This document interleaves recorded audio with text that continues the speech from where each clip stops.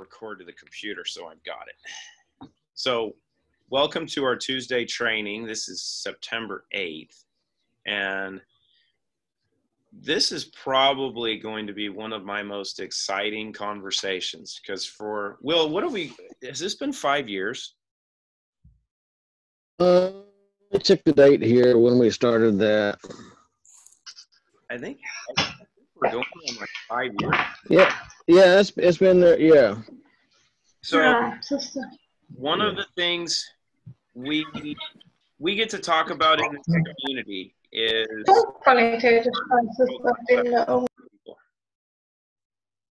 whoops, I think I muted you. Unmute. I'll do that. There we go. Okay. You're unmuted. All right. So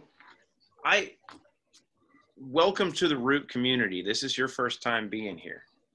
Yes. We won't talk product names because we've been working with some stuff prior that are the siblings to what Clean Slate is, but we're going to go over process. And, you know, we talk about environmental exposure, and from the beginning, because you have had a unique experience. So can you share with, I'll hit on some stuff as we go, but can you hit on how you ended up in your position initially, and then what the process has been for you, and then we'll talk through it. And I'm going to try not to. Okay. In the process of 2001, 2002, over about an 8-month period, I got arsenic poisoned, and ended up getting real sick. And all the doctors ended up doing is just giving me a bunch of steroid shots and sent me home. Well, that didn't do too much to me, and it kept getting worse and worse. And then finally, in November 6th of 2007, I woke up 100% blind. 3 weeks later, went deaf, and then started losing weight like crazy. You could look at me every minute by minute and see me just shriveling up. I got put in the hospital and ended up with CML leukemia. And the doctors ended up saying that leukemia was caused by a high arsenic poisoning. And they started me on the harsh chemo, finished that, and then I was on still I'm on daily doses morning and night of chemo pills.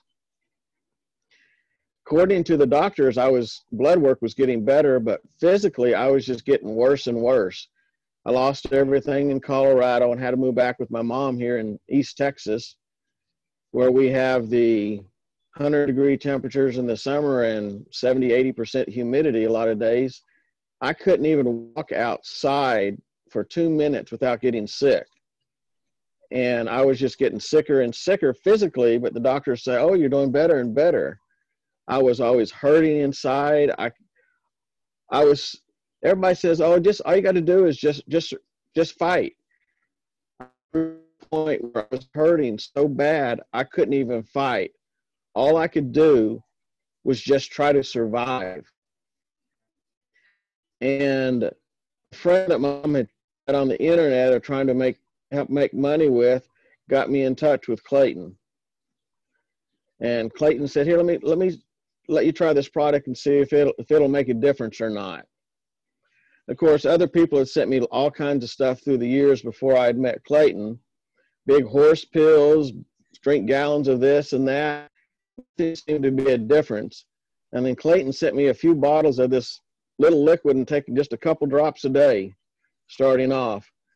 And I looked at my mom and says, "You got to be kidding. All this other stuff I've done, this is going to make a difference?"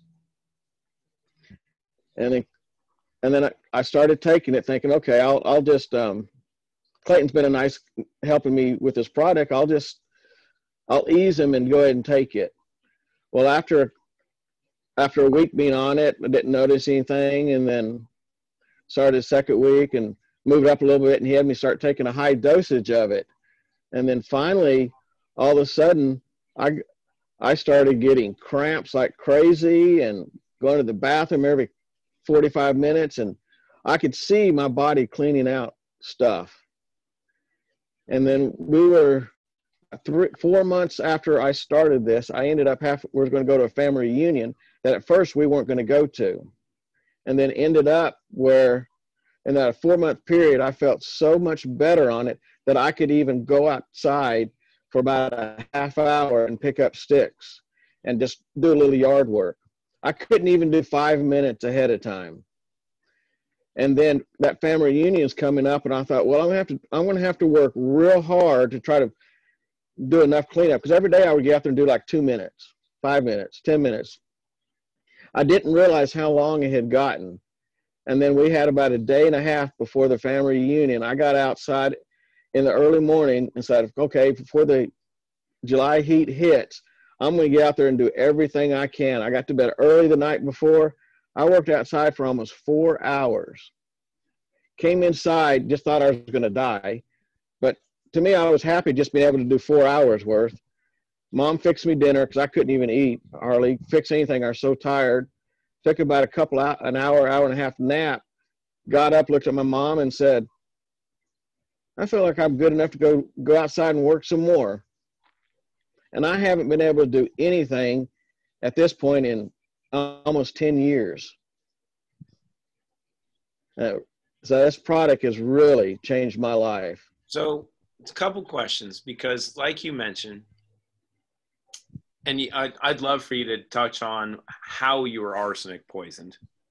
But okay, you're not wearing glasses, and you don't have anything in your ears to help you hear other than earbuds. So earbuds. Why is your vision better? Cleaning out the detox, cleaning out. It's helping me. I still have to have them to read close up, but you're not blind anymore. You were clinically. I know. I was 100%. I was classified as clinically blind. Yes, I was.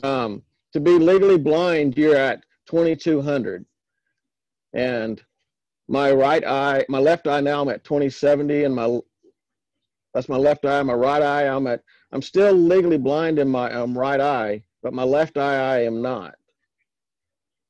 And when I first came down to leukemia, after a few months, they did eye surgery on me just for the aesthetics, so I would not lose my eyeballs from what the leukemia caused. But they have gotten a lot better. And the reason why, go ahead. No, keep going. And Clayton said, wanted me to talk on what happened with the arsenic poisoning. I got married, and my ex ended up having a brain tumor. She went in and had surgery, and they took the brain tumor out, and she physically recovered, but mentally got crazier. And she decided she wanted to commit suicide, so she was going to poison me with arsenic because she said I was too nice of a guy and she didn't want anybody else to have me, but she was going to commit suicide. So over the course of about 8 months, that's how I got the arsenic poisoning.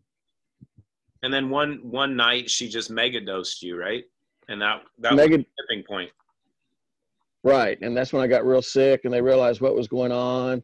Ended up being an investigation, but since her parents were millionaires, they had the right lawyers that could fight, and I didn't have that.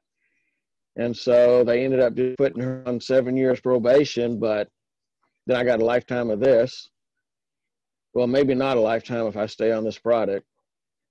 So we've gone 5 years now, and I think one thing that you missed is you were also type 1 diabetic, correct? Yes, I am. Yes. So I remember having conversations that your insulin levels changed a little bit, right? Your use of insulin has changed. Oh, I'm taking a third of the insulin I used to take. And the A1C is, for the doctors, they can't believe that I'm a type 1 diabetic with what it is. No, I never got the chance. It's usually under. Why not? Oh, hold on. I muted you. Hold on. You got to unmute. Okay. There we go. Usually the A1C is usually right around 7 or slightly under 7. And for diabetics, they usually 7 is usually where they try to keep it, and it's usually below that. And I got so much more energy and strength. And at that time, I was also trying to go to the gym just to gain some strength, because beforehand, I still own some of the records for the strongest guy in some of the gyms in Colorado, because I was big into the weightlifting. Well, after all this happened, I was 206 pounds of solid muscle. And when the leukemia hit, I lost down to 86 pounds. I couldn't even walk on my own. I am now back up to about 155 pounds. Up until this virus started, I was working out in the gym. Like right now, I'm not. So I've lost some strength. But I couldn't hardly get any strength back at all. And then when I started taking this and it started cleaning me out, I started getting some pretty good strength back. So it made a big difference in that too. And I texted Clayton the other day and told him my allergies now, I used to have big allergies, have to take Benadryl all the time.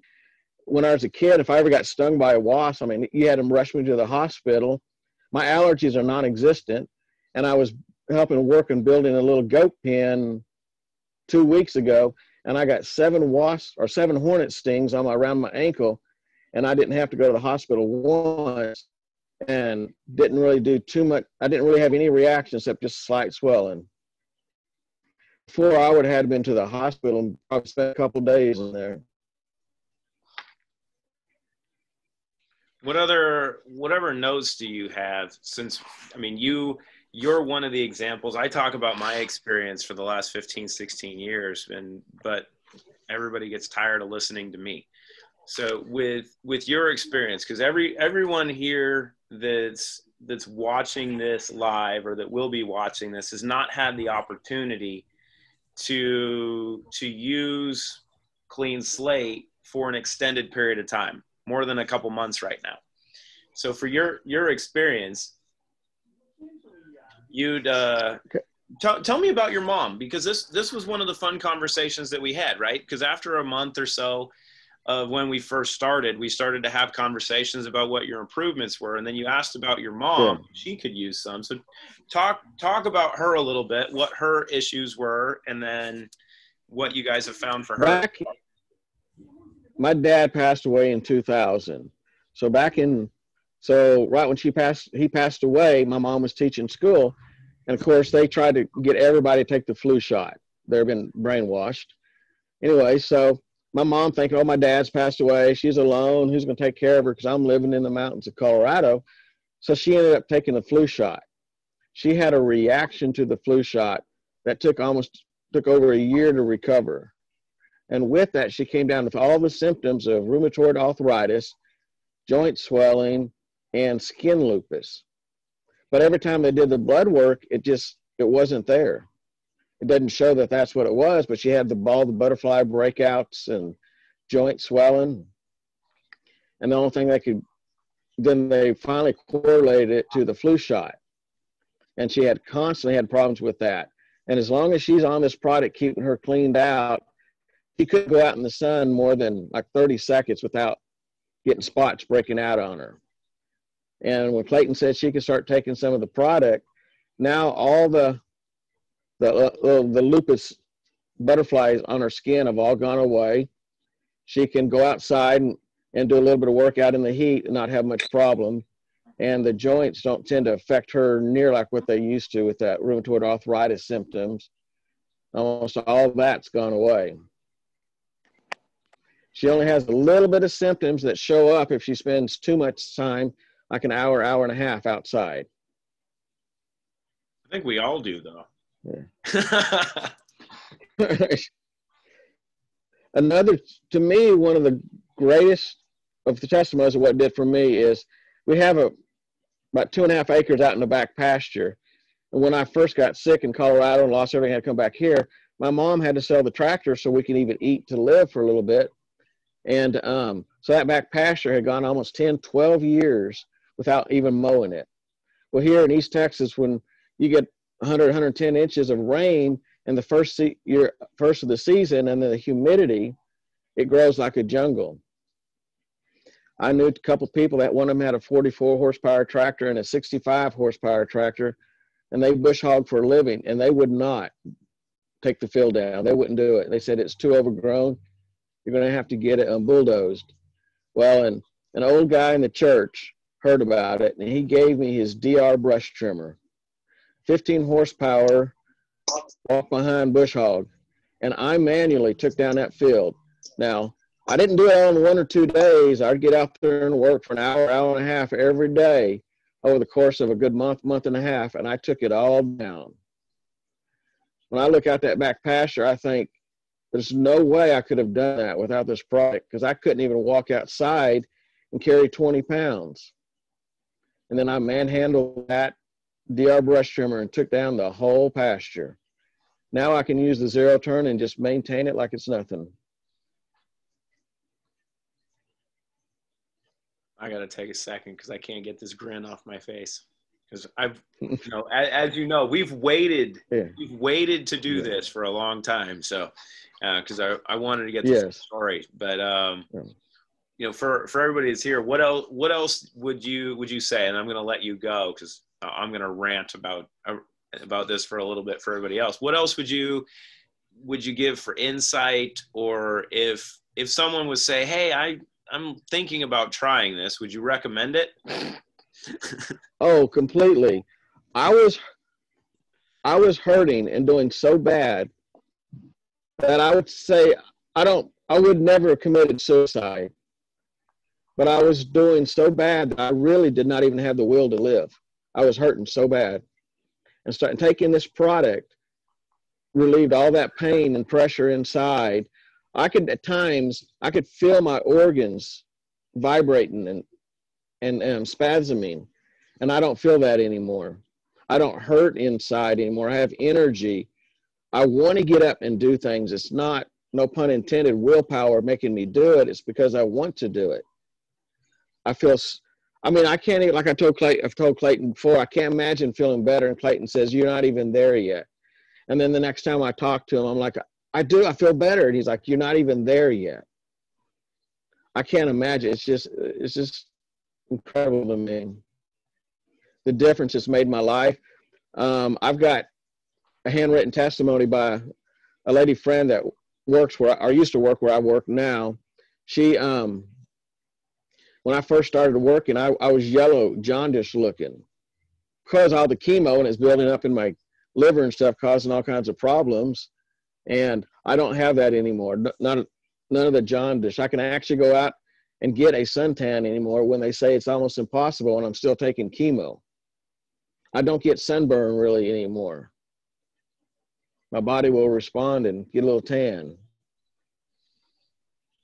It's nice to be healthy again, or on your way back. On the verge to be on the way back. Yes. It's the journey, and it's like we talked about it, and here's the fun part for everybody else is here, right? Because I'm from the Seattle area. Will and I were introduced when I first moved to Nashville about 5.5 years ago. Will's in Texarkana, Texas, not Arkansas. He's on the good side of the border. That's right. But there was never a point in my life where I imagined that I was going to be in Texarkana, Texas. But I was making a drive from Nashville to Dallas, and guess where I happened to have to drive through?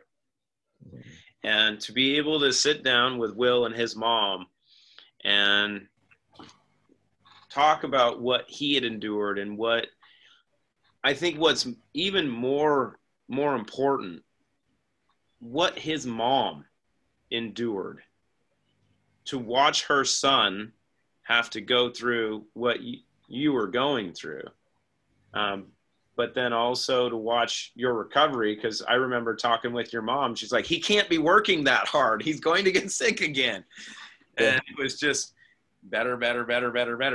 And it's continued. So, no, I'm gonna let you take a break. I'll put you on mute. You can hang out if you want, but thank you. I think everybody here, it's one of the few times that there's not a lot of comments. Everybody's just sitting here going, wow. So thank you. I got to get you more good. You're welcome. But I love you, man. Thank you. And thank you. Anytime you need me, anytime. All right, so we'll chat here shortly. I'll put you on mute and we'll chat a little. So do we need to say anything else? Honestly, I mean, it's what we talk. I'm probably gonna cry because I've waited 5 years to have this conversation, and yep, here it comes. Sorry, it is what it is. It's Tuesday Cry Day. Last week we got 2.5 hours. This week we get tears. It's okay, and this is purpose. This is what it looks like for everybody. I mean, we talk products. We want to talk products. We will talk some products in a second once I dry my eyes. But at the end of the day, like we talked about last week, what makes clean slate, what makes zero in different? Outcomes. It's all it's about, right? And in a couple of years, right, being able to share stories of everybody that's here and your friends and family and people around you that you've been able to share with, that blind, deaf, leukemia, diabetic, and back. That's a story, right? Does it happen overnight? No. Did he get sick overnight? No. And that was the hard part we were talking about, because Will's experience, he should have died. But if you watch The Princess Bride and what he did with iocane powder, which was one of the most toxic substances known, but he gave himself a little bit every day. That's essentially what his ex-wife was doing, was micro-dosing him with arsenic. And then when she mega-dosed him to try to kill him, his body had enough of a tolerance to arsenic, and it built up some semblance of a level of toxicity that could accept some of it. Didn't kill him, but I mean, he got to go through hell. And what do we talk about when you go through hell? Keep walking. Don't stop. Don't turn around. You know, that it's a matter of cleaning up the mess and then watching what happens over time, because this is the journey that each one of us is on is different. It's unique, right? But there's no way to put an absolute time frame on what it takes for you to get to where your goals are. What if it's 5 years? Is it worth the journey? Will, is it worth the journey? Give me a nod. Abso-freaking-lutely. So, yeah, that's step one for the day. I've wanted to do this for 5 years, but I wanted the timing. So to be able to share that with all of you, I mean, I think this will be something that'll be shared. You know, so it's really, really good. So let's see here. That was my main focus for the day. So as I'm going through the chats here, what topics do you guys want to hit? So the one thing that Will was mentioning with his mom, you know, and I put it in the chat box, and flu vaccine symptoms. Say hello to mercury toxicity. That's the one thing that just tipped her, right? And it's interesting is the year-long process that he was talking about.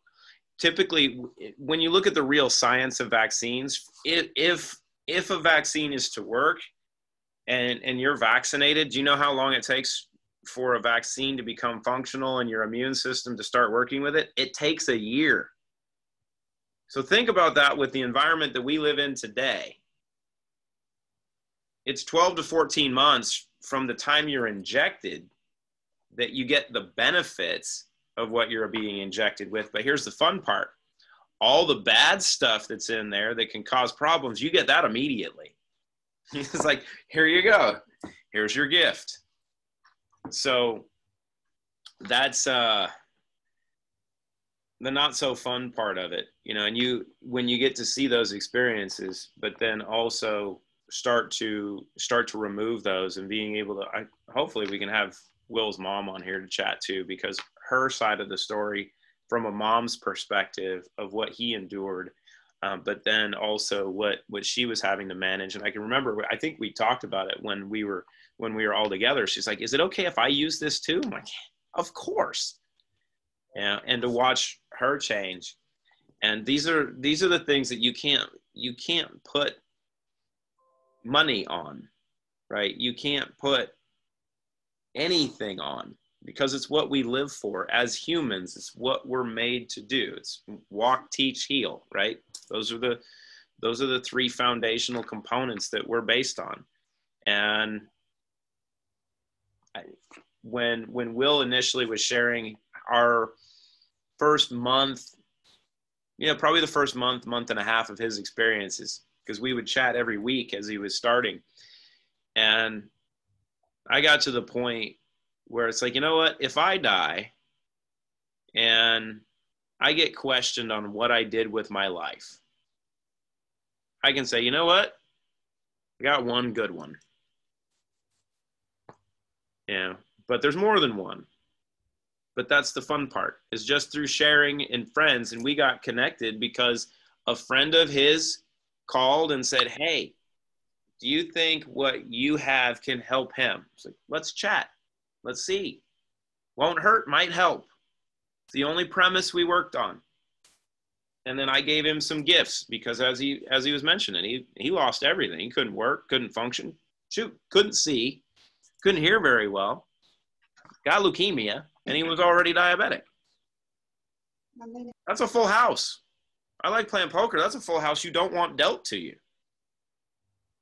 But we got to change some cards out. So it's good times. Let's see here. And can you expand on lupus? Okay, so what do we know? Here's where we don't talk about symptoms and diseases, because that's not our place and our purpose. But if you look at lupus, there's, as Will's mom had seen, right? It's a topical issue. And what do we know about eczema, psoriasis, and a lot of the topical issues? It's not topical. It shows topical because your skin, by surface area, is one of your largest organs, if not the largest organ. It's also a primary detox pathway. But if you have liver toxicity issues, which is typically heavy metals in your liver mixed with different viruses that can express, they will cause the symptomology that you see externally, and then also create the immune system disruptions that can be diagnosed as an autoimmune condition, right? Because your immune system is suppressed. It starts to attack itself because it doesn't know what's going on, because you're so polluted, it doesn't know how to function anymore. So the question then becomes, is it better to treat the symptoms, or do you put more of a focus on removing what's causing the problem? And Clean Slate, as we know, is really good at removing cause. And this is what's so crucial in almost every aspect. 9 out of 10 times, actually, and I'm going to say more than 9 out of 10 times, because one of the primary conditions that I didn't put in the category, which was Down syndrome, and I think we talked about this last week, is caused by mercury. But it's the damage done in the womb to those specific genes that causes Downs. So you see in that population of kids that are born with Down syndrome, they are the byproduct of growing in a toxic soup for 9 months. And so maybe it's 92, because I haven't looked at sickle cell anemia yet. Now I have to look at sickle cell trait too, because it could be that there's a correlation to mercury and probably some other metals. I would I'm going to argue that lead is going to be a culpable factor in that. That could be the damaging agents that lead to sickle cell trait in the womb and in kids in that group. So if you know that when you're sharing with your friends, you're sharing with your family, you say, hey, you know what, you might want to try this. And they say, oh, I have issues. Well, we all have issues. But 9 out of 10 times, you're going to be right by telling them, look, it's not what you think, it's what you're poisoned by.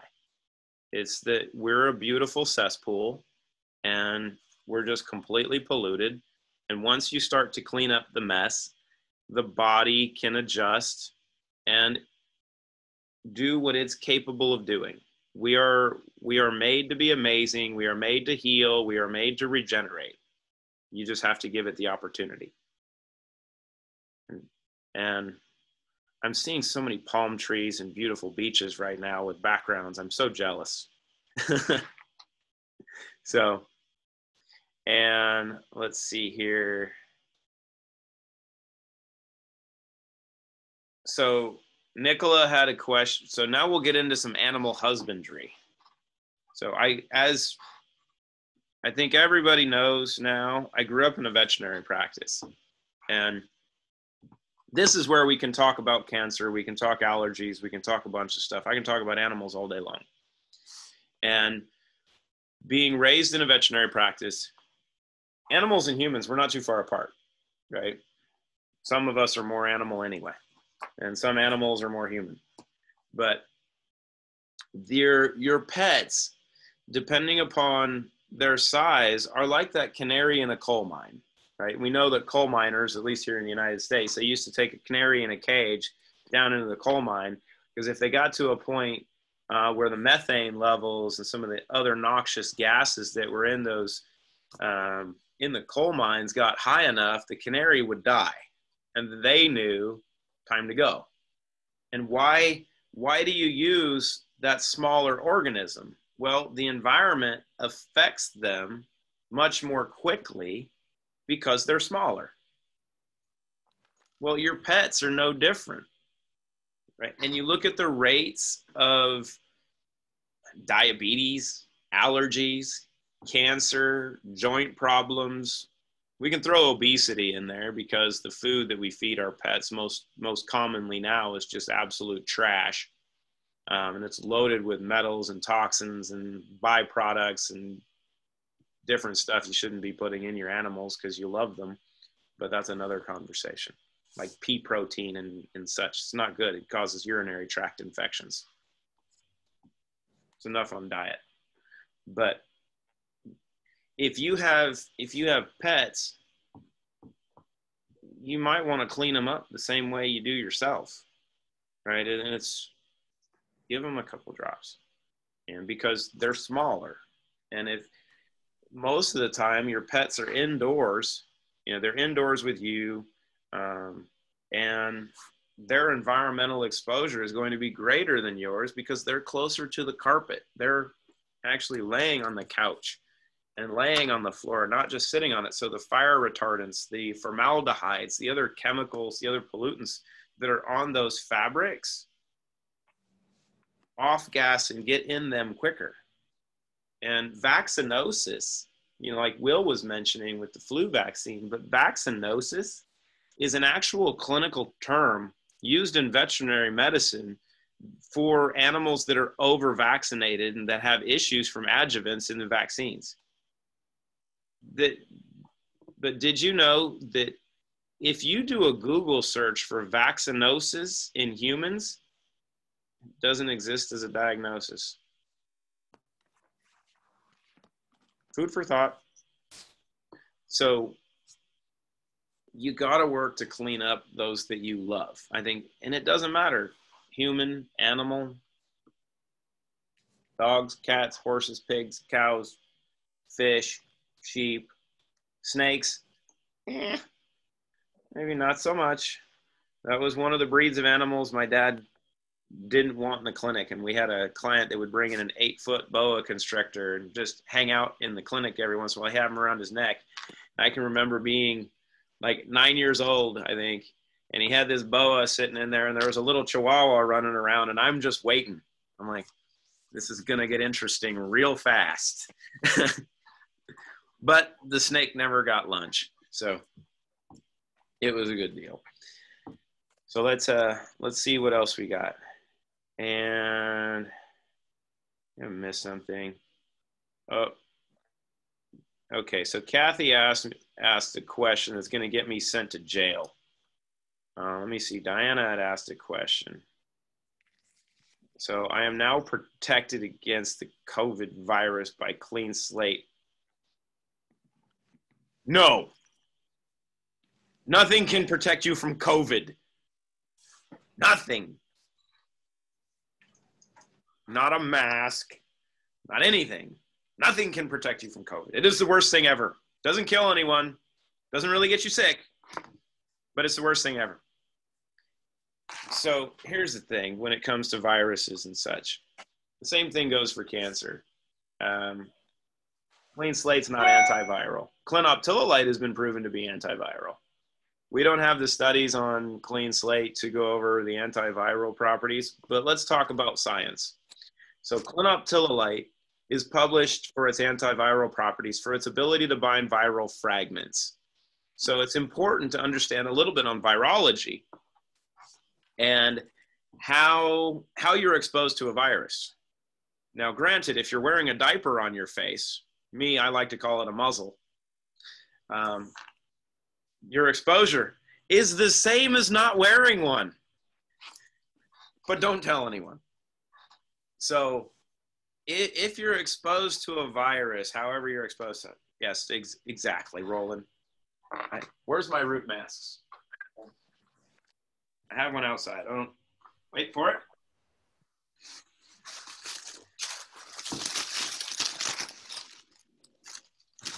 This is how we roll. This is the best mask ever. But I cut off the inner lining, so it's just the black part, which is the best. But Starbucks doesn't like me very much. So what's important from a viral standpoint? Clinoptilolite is antiviral. The most antiviral component or system on the planet is the human body. Did you get that right? We are antiviral. Mika, now you're making me jealous. Your hat looks kind of like mine. But the important aspect of understanding our immune system is designed to fight off foreign invaders, bacteria, viruses, and such, because we're exposed to them constantly. But if you want to make sure that your body is functioning properly, you have to remove the chemicals, the toxins, the pollutants that inhibit proper immune function. So you got to get the bad stuff out, which goes back to the same conversation. It doesn't matter what the symptoms are or what your exposure is. It matters what the causes are and how your body's going to respond. So with a virus, and this is any type of virus, it could be hepatitis, it could be SARS, it could be Corona, it could be, I won't throw other names out there because it causes too many issues to talk about, but any type of virus, you're exposed to it by viral fragments that get into your bloodstream, sometimes through your eyes, sometimes through your nose, sometimes through your mouth, could be through your skin, but those are the three primary areas of exposure. So if you're wearing a mask,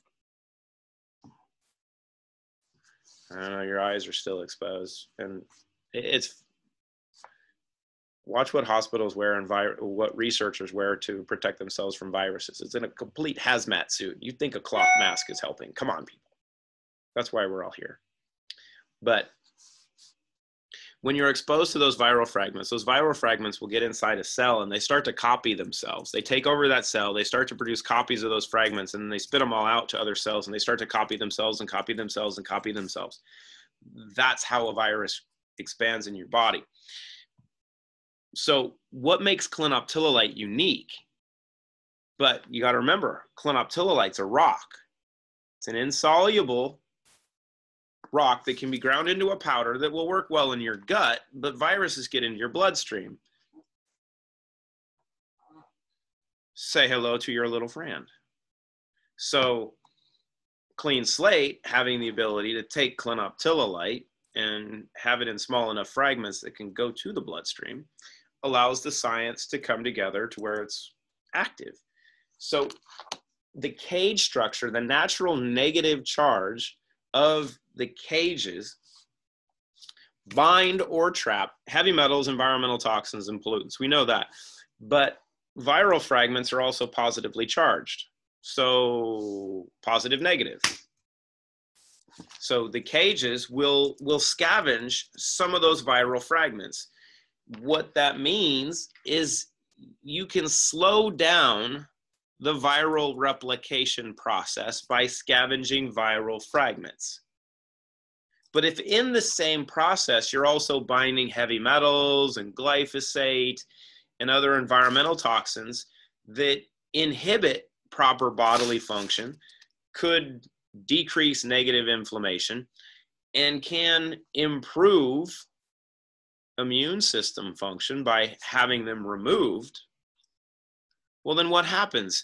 You have a virus that is replicating at a slower rate, which means it's weakened, and you have an immune system that becomes more effective. Some people would say #winning, because that's how you protect yourself from your environment. You allow your immune system, you allow your body to work more effectively. It is addition by subtraction in every aspect. So that's the key, right? So what do we like to do? Addition by subtraction, outcomes. Simple. And let's see here. So we got that. There's a question on gadolinium. So go to subject number 3 or 4 here. We're going to wrap this up in 15 minutes because I got a bunch to do, but we can't do 2.5 hours today because the website is live. It works. Back office is coming. They're making sure it's tweaked, but it works. It's kind of pretty too. We're going to take a lot of this content and it's going to be on the website in the form of blogs and vlogs. So you guys will have that, but also important note, love to have you guys write some articles for your experiences. Like Will can write his story and you guys can write your stories and experiences because we want to share those with people. And it's a great way to brand yourself, which we want to help you do. Which means I just lost my conversation point about gadolinium because I get excited about talking about everyone else. But gadolinium is a radioactive isotope that's used in dye contrast MRIs because it glows under magnetic resonance. It is a, hold on, let's make sure we understand it. It is a radioactive isotope that glows, basically glows in the dark, and they inject it into you, and it doesn't leave. Gadolinium, just like mercury, lead, aluminum, cesium, strontium, arsenic, uranium, we can go down the list, tin, antimony, gadolinium doesn't have a mechanism to leave the body. So some people have had more than one dye contrast MRI done, and it can lead to a lot of health conditions.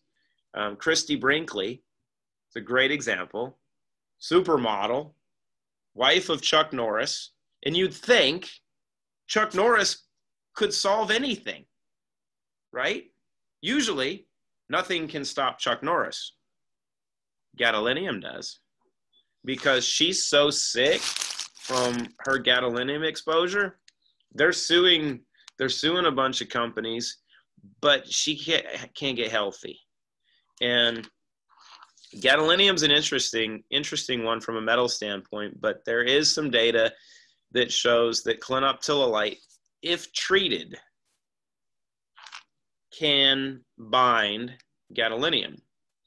And that treatment part is what's unique about what we're doing. And I'm going to have the same conversation about chrome 6 or hexavalent chromium, right? So we're going to talk gadolinium and hexavalent chromium simultaneously. Now, with a show of hands, I can't even see your hands, but I can see like 10 of you right now. How many of you have ever watched the movie Aaron Brockovich? So that whole movie was based on what? Hexavalent chromium in the water. It's still there. It's one of my pet projects is I actually want to go to Hinckley, California and just donate a bunch of product to people. At least 10 people to start with, because then we can show the town, we can clean those people up because they have $900 million to clean themselves up because PG&E said, here, we're going to kill you. We'll give you money. Yeah, your kids are going to die horribly. Some of them already did. You're going to have cancer if you don't leave here. And if you do leave here, you're going to have cancer anyway because you've already been exposed. Here's money. But we're not going to clean up the mess. The hexavalent chromium is still in the water supply. You're still exposed every freaking day of your life if you stick around here. But here's some money to make you feel better. Does nothing for them.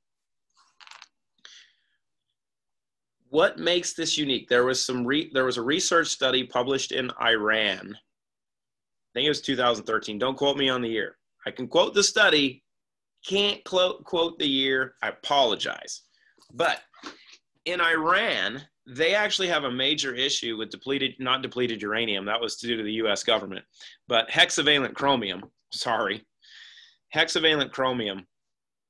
in their water supply. So they've looked at means of remediation because, well, it's a major carcinogen, it's nasty stuff, and it doesn't really have a half-life. If it's there, it's going to kill you. And hexavalent chromium has a negative charge, but so does clinoptilolite. Gadolinium, I think, skews a little bit more to the negative side in charge. So it makes it harder to bind because clinoptilolite is negatively charged. But here's where science comes in. So you have this negatively charged honeycomb that is sodium aluminosilicate. Guess what charge sodium is? Positive. So when we fracture the cage structure of this honeycomb and we break apart the honeycomb, the sodium aluminosilicate aspect, we have the negatively charged cage, but there are positively charged binding sites on that cage structure as well. So what did they find in Iran? And it reminds me of a song, that I ran so far away. I think that was an Aussie group.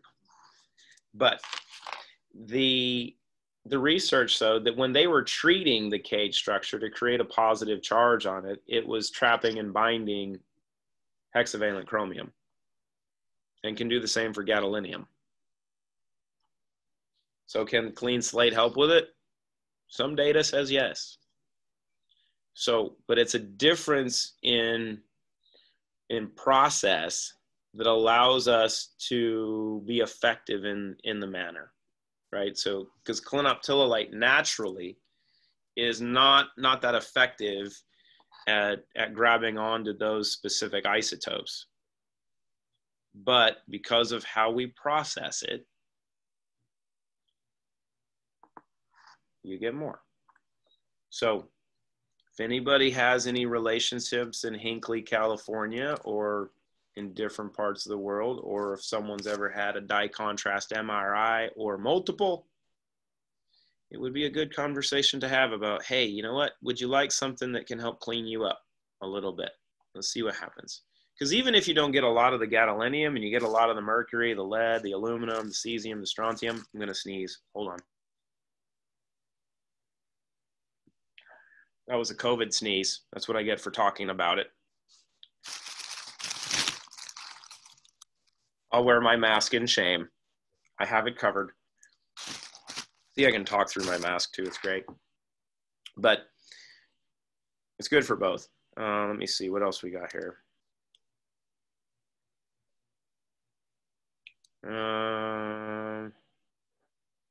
Question on autism,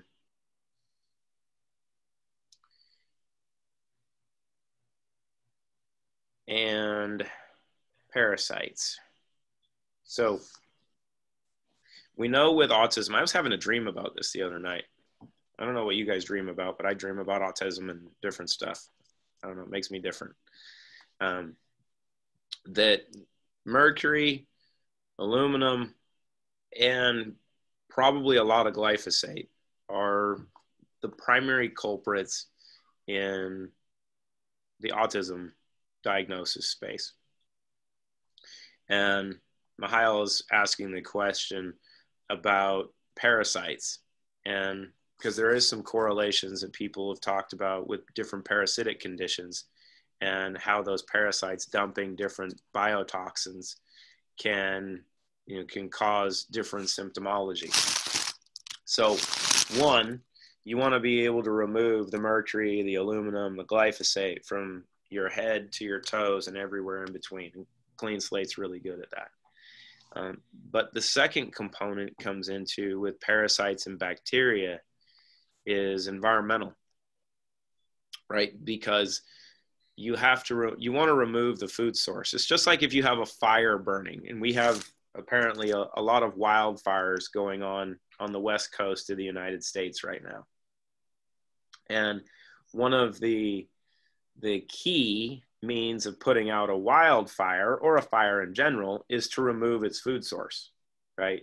So anything else that can burn, but also oxygen, right? If you can remove the oxygen from a fire, you can extinguish a fire because it doesn't have anything to feed on anymore. Parasites and bacteria are the same way. They feed on heavy metals. They feed on toxins and pollutants in your body, right? And they can only survive in a toxic environment. They can't survive in a healthy environment in the body. So as you start to remove those toxins and chemicals, you're one, removing the food supply, but then by improving the environment, they can't stay there. So they start to die off a little bit because of not having the food source. But as your pH starts to just balance just a little bit better, that slight alkalinity that everyone talks about, wanting your bloodstream to have, that you can remove that and then watch the body start to adjust. And that's why you hear people talk about flushing stuff out, like Will was mentioning, that after sometimes a couple days or sometimes a couple weeks, your body just goes, hey, it's time to unleash the hounds and flush stuff out. So out it goes. That's the process. It's your body's means of saying, hey, the stuff that's in here doesn't need to be here anymore, and it's out of here. So it can get flushed out. So it's an indirect process, but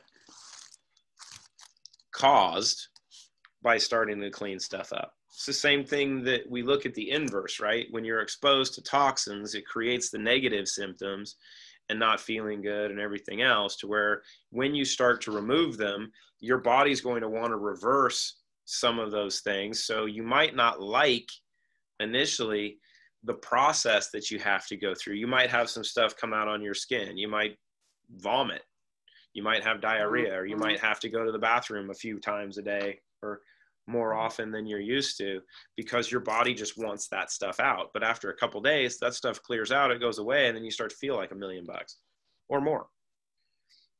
Let me see here. So there's a question on radiation poisoning. So this is actually one of the really fun points, right? So depending upon the type of radiation that we're touching on, but if you look historically, Chernobyl, 3 Mile Island, Fukushima, those, and we have, I always forget the one that's closest to me in East Tennessee, Oak Ridge. And Oak Ridge actually has a massive mercury problem too, and they still do a lot of nuclear testing in Oak Ridge in Tennessee, which is why one of the reasons Pat Summitt was really sick when she was there at the University of Tennessee coaching basketball. But I digress. The commonality between Chernobyl, 3 Mile Island, and Fukushima, when they all melted down, there was a powder or a rock that was used as means of remediation. In Chernobyl, they dropped 500,000 tons of powdered clinoptilolite over the reactor site to bind the radioactive cesium and strontium that were coming off the site. They also put powders of clinoptilolite in cookies to feed to the women and children to help bind some of the exposure in the gut. In Fukushima, when it melted down, they put bags, 50-pound bags of clinoptilolite, sand and rock, basically, so more pebbles, in to line the sea walls to try to remediate some of the radioactive water that was going into the Pacific Ocean. You talk about, the poor Dutch kid trying to put a finger in the dike as the whole thing fell apart. I mean, imagine that. You put up some sandbags for the whole thing to come over the top of you. But when you look at the radioactive isotopes, so whether it's uranium, cesium, strontium, we could go down the list a little bit, they're all negatively charged, and clinoptilolite has been used historically as one of the primary means of remediation. And what makes us unique is, well, we made it bioavailable. So, but there's also another key component to radiation exposure that I studied, I think it was about 10 years ago, I think. And it's called the pet cow effect. PETKAU. I'm going to type this for you guys so you can pull this up in the chat and you can look it up so you know I'm not absolutely crazy. So the pet cow effect is a law of physics that was discovered in 1972. Will had to put his glasses on to look at the screen. I'm watching you. But, and this not only applies to radiation, but it applies also to nutritional supplementation, and you'll see the correlation. We're going to go over an hour because I want to explain this, because right now we're at 3 o'clock. Here we go. We're putting the clock on it.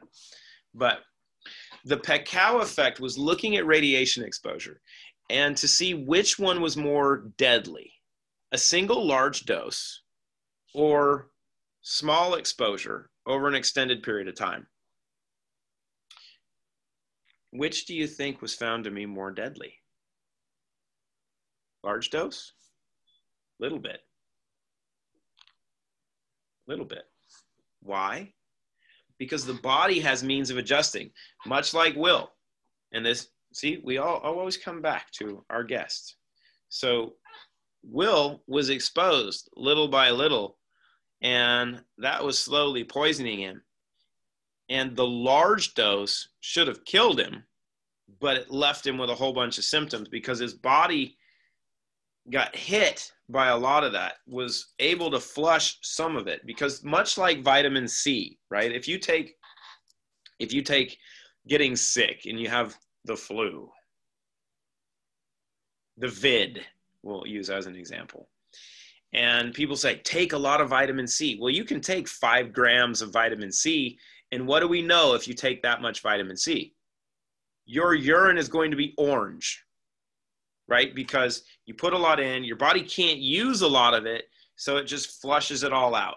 The same thing goes, and this is what the pet cow effect had proven with radiation exposure, a single large dose, your body's going to recognize that, wow, there's a lot of this here.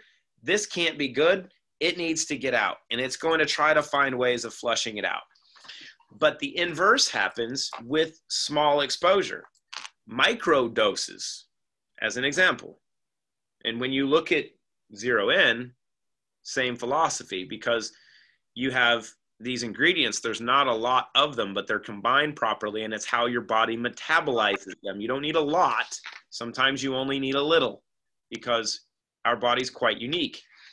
But what the pet cow effect had found is that I think it's about 4 billion times more deadly to have low dose exposure over an extended period of time, because being exposed to that small amount, while just as deadly, right, same chemical, your body will sequester it.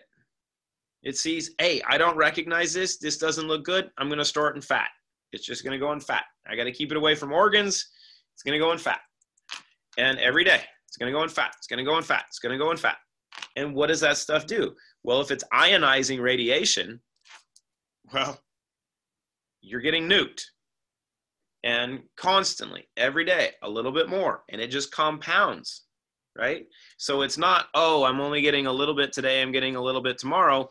It's the bioaccumulation that we talk about, the same with the other heavy metals, with the mercury, with the aluminum, with the cesium, the strontium, which both are radioactive isotopes. And they build up and they compound, right? So it's not 1 + 1 = 2, it's 1 + 1 = 10,000. So you have to get this stuff out. This does it really, really well. Safely, slowly, really crucial, passively, and systemically. And honestly, at the end of the day, when we look at the back and we say, great, what's in it? What makes it different? Instead of having conversation about what's on here, right? And we're going to have a lot of those conversations because there's going to be a lot of blogs and a lot of information that you guys will have access to here really quickly on the website so you can share with people. And you've already got the Facebook groups. But honestly, the science, the PhDs, the postdoc work in nanotechnology, bioscience engineering, the manufacturing, the process, the proprietary aspects, the fracturing, the fragment sizes, all of that stuff is inconsequential at the end of the day because people really don't care. Have the rest it all comes down to Teresa not interrupting us and having better outcomes. Thank you, Teresa. But it's all about outcomes. And when we look at sharing with your friends, this is my last part. What do they want? Do they want to hear you talk about products and how? No, they don't care. They just want to know what works, right? And that's why you want to tell your friends, because you're using something that works. Because if we were selling stuff that didn't work, you wouldn't be here. No one would be here. Because there's nothing that works. So it's just a matter of explaining to people, well, what makes this special? Outcomes. That's it. Well, what do you mean? It works. Try it. Well, what does it do for you? It does this and this and this for me. You could be different. And it's like using 0N. Well, why do you take that? Well, during the day, I feel amazing and my mental focus and clarity is off the chart and I get to enjoy everything that I'm doing. But I use it at night and I sleep like a baby. Actually, babies sometimes don't sleep well. So I just tell people you sleep like you're in a coma. And who doesn't want one product that during the day makes you feel amazing and focused and this, and at night you're out? Have you guys ever seen a product that does that? I haven't. We didn't even know it did it until we started to get feedback from people testing it going, you know what? I used one before I went to bed and I haven't slept so good in a long time. This stuff is amazing. We know what Clean Slate does for decalcifying the pineal gland and cleaning up your brain. So you get better dreams and you sleep better.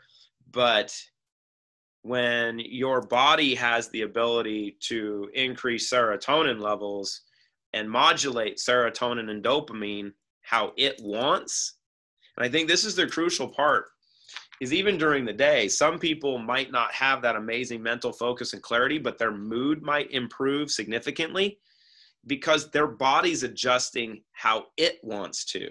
You might not need more dopamine. You might need more serotonin. You might just need a happy pill. There's your sign. So at night, when it's bedtime, take one before bed. This is the challenge for everybody here because we just did our my Tuesdays with Dory, which we recorded. And the challenge was everybody try a capsule before bed. Now, granted, if you don't sleep, it's not on me. It's not my fault. But drink some water and try it. And because you never know. So let me see. I think there's one more question. So yes. So Steph has the last question of the day. She got a question yesterday about potassium sorbate and magnesium stearate in the products. So why is there potassium sorbate in here? And where's the source of potassium sorbate? One, it's sourced naturally, so I think it's derived from strawberries, not the pesticide-infused ones. But it's naturally sourced potassium sorbate. And there's a reason, because any liquid has to be preserved. But because when you open it, I don't want to open that one. So I'm not opening the bottle because I'm not going to drink it right now. But when you open a bottle, it's exposed to the environment. Even if you have a squeezy bottle, it's got a cap on it. But if you have a pipette and you open it, you're exposing it to the environment. So different environmental pollutants can get on that pipette while you're using it. And if you breathe on it, you might give it COVID. But then you put it back in the bottle. So it takes and I will tell you, very, very, very, very, very small amount. I think it's like 0.04% of, potassium sorbate that's used in here from a natural source that it preserves it. The shelf life of Clean Slate is over 2 years. So it can sit on the shelf for up to 2 years and not have any bacterial growth or anything. And for people that are concerned about having it in there, one, don't be. But it takes 1,000 of these bottles, not drops, to have the equivalent of 1 can of soda. Not so much. So that's good. The magnesium stearate is a flow agent, and it's used in and this is one of the reasons we have a pharmaceutical lab that manufactures 0N for us, is it's a very, very tight formulation. There's not a lot of flow agents, and it's very small amount of magnesium stearate. But as we talked about, even a little amount can have some effects. But magnesium stearate isn't bad, but it keeps everything from getting clumped if there's any little bit of what's it called, hydration or moisture that's in there. But here, I'll show you guys one thing as a comparison between products, so you can see the difference in quality manufacturing versus shoddy manufacturing. Give me a second here. Oh.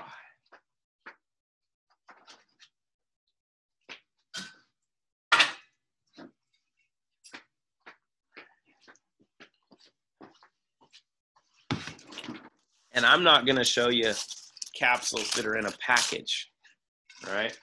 So these were my sample pills. This is my jar of joy. This jar used to be full. You can see that there's been some happiness shared because I didn't take all of them. But notice, I mean, these aren't packaged. They're in a jar. They're exposed to the environment. They're manufactured properly. So they're not sterile, but they're stable. There's no bacteria, there's no mold in them that's going to grow. So they can even sit in this environment and be good.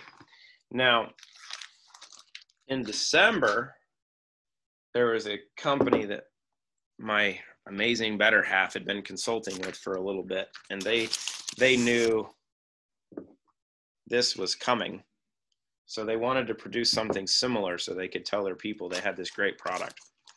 And their product, they rushed to create it, and they didn't do micro testing. So micro is microbial analysis. It's testing for molds and bacteria. So you don't want to take a capsule that has that stuff in it because it can grow.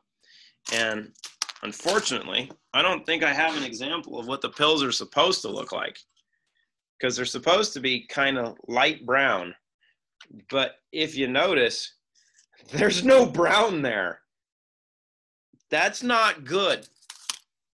So You can say, do you want a product like that, or do you want a product like that? That's the difference, right? That's where integrity and authenticity come in that are really important. But I mean, look at this. Here, this is one that is out of the, this is supposed to be a light brown pill. I mean, honestly, which one would you want? That's, I mean, let's open this thing. This is ugly.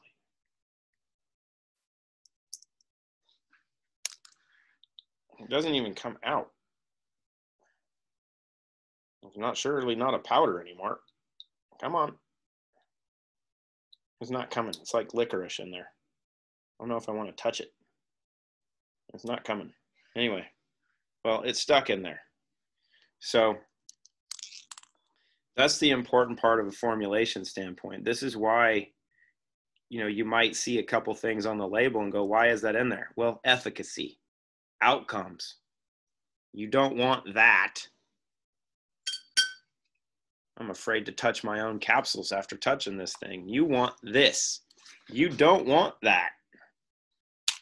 I mean, honestly, imagine having that on your shelf and you go, wait a minute. Those are changing more than I am. Not naming names, but look at those guys. So that's the key. That's why we use, you know, a little magnesium stearate and a couple the small components, is making sure that we're doing things right. And especially in the zeolite space, if you look at, well, I'll name some names. If you look at Clear TRS, and if you look at Pure Body by Touchstone, which are two of the MLM products that have been out for a while. Clear TRS, the original version, I formulated, I manufactured it, but they switched. And if you look at both labels, you know, for both of those products, they say that there's clinoptilolite and water. That's it. So how are you preserving it? They don't. That should be step one. I mean, you guys all know when you go look for food or you look at stuff, you want to look at the ingredients. If you don't see that a liquid is a nutritional supplement is properly manufactured or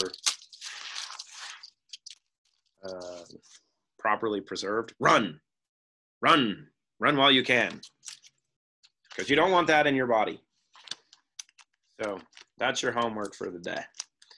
And we got a little humor at the end of it. That's good times. So,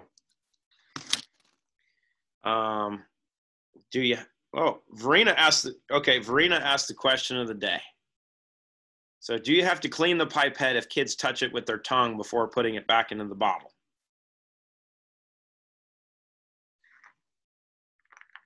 I don't know. It depends on what they had in their mouth. Could taste like corn dogs later on. You never know. You can. You might just want to give the kids that bottle. You say, you know what? This is on you guys now. I have my own. Sometimes sharing is caring. You go, guess what? You earned this one. You guys can use this one. I have my own now. So, okay. So one more. So Ivana is asking what she or we can tell people about the formulators. There's not just one. And the science team which developed it. I could talk for a while on this part, but so here's what we can talk about. I'm going to grab my favorite thing. We can talk about her. So one, and I think we'll have some of this on the website, but the one that I don't get to talk much about, or I can't ever not talk enough about, I could go on for the next hour about how much I love her and how amazing she is, but I'll bore you guys. So we won't do that. But the formulation or formulators was a combination of people from biotech, from leaders in the nutraceutical research world and people with a diverse background in wellness and science, because I don't have any degrees. And so Christina, she has a PhD, PsyD, master's in science. She just finished her postdoc certification from Harvard in nanotechnology and bioscience engineering, which means she's pretty much smarter than I'll ever dream of being. And I know that. I mean, she's been at Alexion, Biogen, IDEC, Pfizer, Johnson & Johnson, UCB. There might be another one, Amgen. You know, some of the top biotech companies on the planet. She was actually one of the first 30 people hired at 2 of them. So you have a very unique background in biotech science, not just nutritional supplementation, but biotech. People like her, which there's really only a few of, typically don't ever leave biotech. And she wanted to make changes and actually help people. So she left. She left a really comfortable life. I'll tell you. I mean, she was very, very well taken care of when she was there, but her ethics, her integrity, you know, kind of led her astray, you could say. My background, I've been formulating, manufacturing different products for the last decade. You know, so my focus, as you guys know, is really focused around environmental toxicology and zeolites, but I've done other stuff. So we collaborated with our lab and our lab partners to create Zero N. She and I collaborated with other lab partners to create the process, and collaborate on concepts that created Clean Slate. And so you have diverse backgrounds that led to the creation not only of the products, but creation of the business model and the company. And the company and the business model were born out of necessity to properly, it's the term I want to use, foster and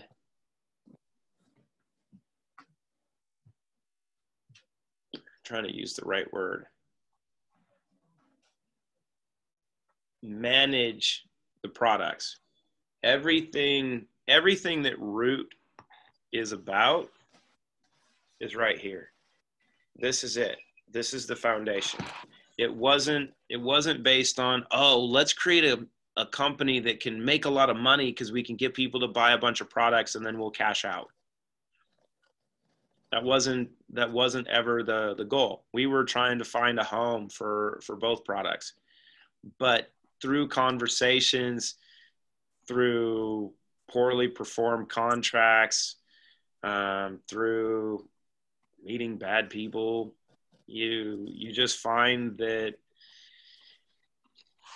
in every aspect of business, a lot of times you see people that end up innovating not out of desire but out of necessity. And that's what Root was born from. Is we have 2 products now. There's siblings that are coming and that are just as amazing as these 2 in different categories to allow everything to come together. But it was a matter of understanding how to properly bring them to the industry, you know, to consumers. And then when we knew we had products, because of how she works and how I work, it's not about money. I mean, Will and I have been doing this for 5 years. It's not about money. I mean, if you can get those kind of outcomes, why would you not want to do it? You know, so seeing so many business owners that put such a great focus on the bottom line and generating money for themselves, it was looking at the markets and understanding, okay, how do we create a model that can reward those who create value. Because if we create this structure, this entity, this approach, it's not about us. It's about who can help develop it. Like Amazon. People look at Amazon as this monster, super successful company, right? It's one of the largest distribution channels available. Amazon was built off of the referrals of everyone like you and me. That when Jeff Bezos and his wife started selling books out of his parents' garage, that people started sharing that concept and sharing a website, that they created free accounts and they started buying stuff online. And now you can buy virtually everything online.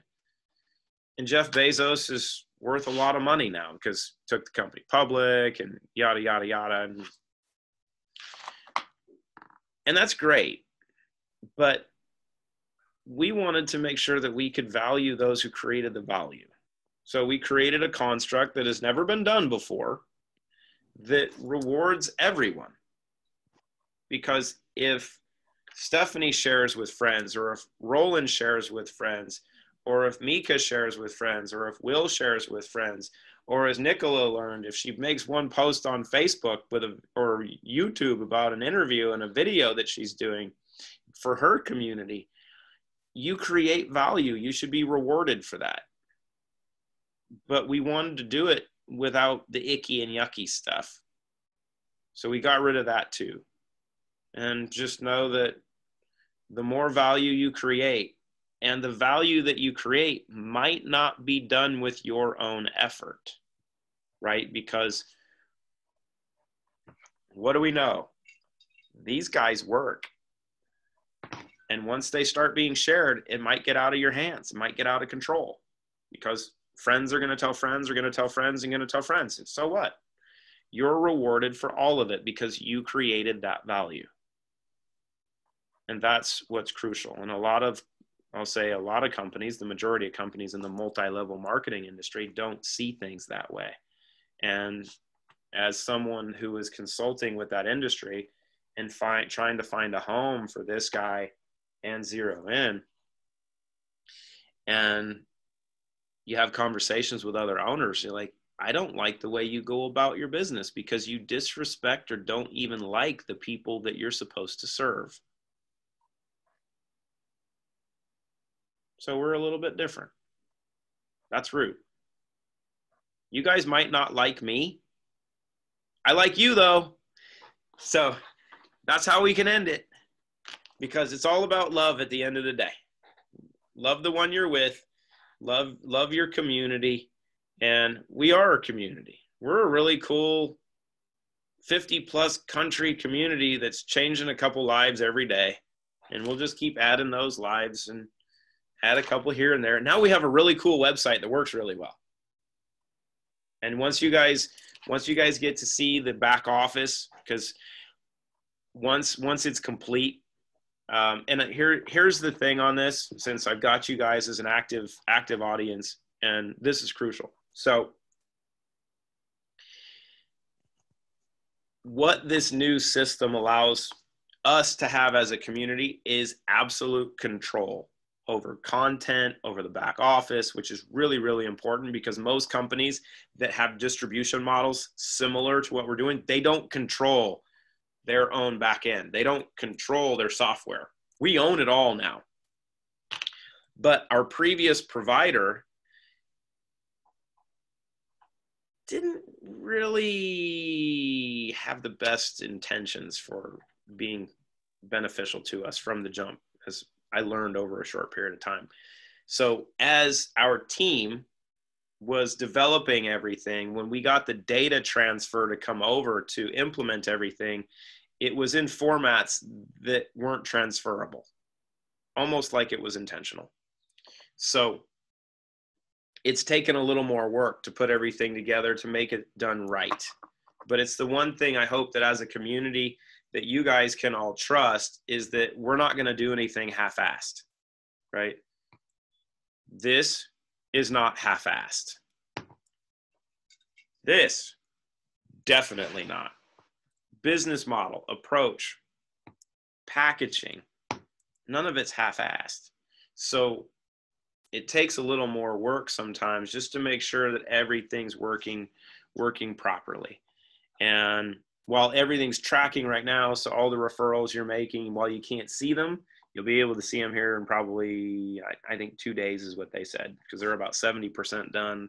They're working around, I mean, they are working around the clock to get this done for us because we're putting a lot of pressure on them. But when you're able to see everything, you'll be really, I think you'll be really satisfied, and it'll be something that you'll like sharing. Because the content aspect, there's going to be a lot of content on the main page, so you can share, but in your back office, you'll have even more content and more capability. But the one thing with that is that we're able to grow and we control it, and there will not be any inhibitions. Here's one of the cool things. Did you know on the customer support, on the support link, on the live chat, on the website, you can chat in your own language? Because we have 50 different countries. I think I don't know how many different languages we have right now. But when you send our support team a chat, you can chat in Slovenian or Spanish or Hungarian or Swedish or Finnish or even English. It comes to our team in English. They type back to you and it goes back in your language. I never knew that was possible. I mean, there must be gnomes or somewhere in between that is interpreting everything, and they understand every language, that are typing everything back and forth. I don't know how this happens, but it is amazing. So yay for gnomes, and it's good times. So just know that everything is coming together, but we really appreciate you guys. I love all of you guys. Will, thanks for coming today, bruh. Love you. Tell your mom I said hi. And everybody else, it's Tuesday. It's like 10:30 at night in Europe. So it's time for more wine. And don't wear your mask because you're indoors. Chat soon. Love you guys. Happy Tuesday. Bye.